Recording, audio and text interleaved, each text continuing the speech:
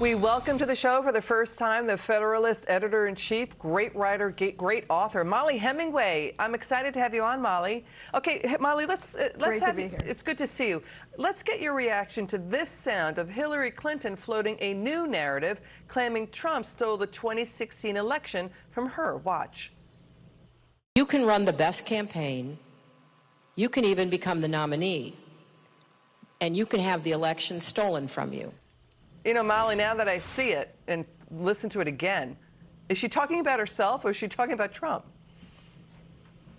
Yeah, it's a good question. Hillary Clinton has long claimed that the 2016 election was stolen from her. It's something former President Jimmy Carter said as well. Pretty much the entire media complex and the entire Democrat Party said throughout the Trump administration that the 2016 election was stolen. In fact, I think the only election you're not allowed to question is the 2020 election, even though that election was unlike any election that we'd ever seen previously in terms of how it was administered. But yeah, they definitely pushed that narrative for quite some time. Mollie, but she has no proof or evidence, right? She's not suggesting any. It's actually quite the opposite. The most major meddling that we saw in the 2016 election was done by this Hillary Clinton secretly funded and secretly orchestrated operation to set a false narrative, one that continued throughout the Trump administration, that was this false narrative that Trump had colluded with Russia to steal the election. That was something her campaign secretly bought and paid for. And that caused so much damage, not just in the 2016 election, but again, throughout the entire administration of Trump. And that was something that, it caused global problems, it caused domestic problems, and it was done by her campaign and the Democrat National Committee. And Mollie, it created severe credibility damage for the DOJ and the FBI. We've talked to numerous FBI officials who are livid over this, that this got politicized and was put in the D.C. FBI office. It wasn't handled by the New York office, where they could have done the shoe leather because it was a Trump organization they were talking about. They're talking about Trump and here in New York. Let's watch former Attorney General William Barr. He was with us last week on what you were just talking about. Let's listen to this. Watch. Why did the FBI act the way they did? There was such a flimsy basis, really no basis for them to go after the Trump campaign. And then even as they learned that this information was bad and could easily be Russian disinformation, they continued. This was a campaign ploy to put out scurrilous information about Trump and then have the FBI investigate it and then leak that right before the election.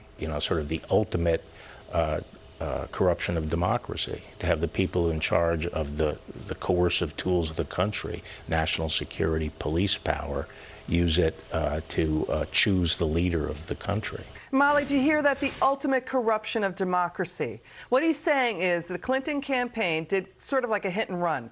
They put information inside the FBI and DOJ, didn't want their fingerprints on it in order to attack Trump. When the FBI knew early on, they were told early on that this could be Russian disinformation. They knew that from the get-go in the summer of 2016. That's according to declassified footnotes in the DOJ Internal Inspector General report that Chuck Grassley and Senator Ron Johnson got declassified.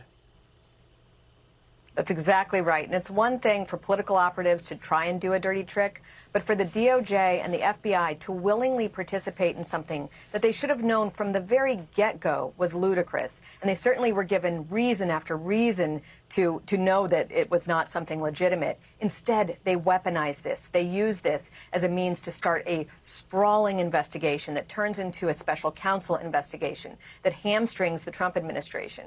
And what this really was all about was a refusal of many people in elite circles to accept the results of the 2016 election, to accept that someone like Donald Trump could run for office or that he might gain favor with voters. And they were willing to throw out any norm and any standard that they had to try to subvert either that election or the administration.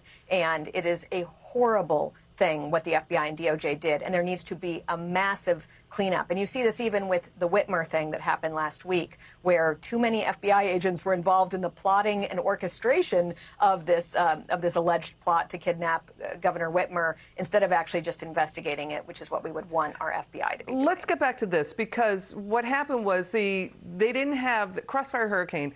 They weren't getting the evidence to support their narrative that it was Trump-Russia collusion. It was winding down. Then they realized, oh, we can go use General Michael Flynn as a proxy to keep it open. You know, that's how it sort of unspooled. And, you know, so that's what Bill Barr is saying in his book, too, that they kept trying and pushing when they didn't have the goods. When James Comey, James Clapper, Peter Strzok, Lisa Page later on would admit we didn't have the evidence, that there was no there. Your final word. At every step of the way, there was no there. And you said earlier that there were good FBI agents and DOJ officials who were upset about what happened. Unfortunately, there were far too few. Many people should have put a stop to this, and too few were willing to stand up and say, this is un-American and this is dangerous to our constitutional republic. Mollie Hemingway, can you come back soon? We'd love to have you back on. It's good to see you. Would love to. She's a great Thanks. writer. Mollie Hemingway, read her stuff. She's terrific.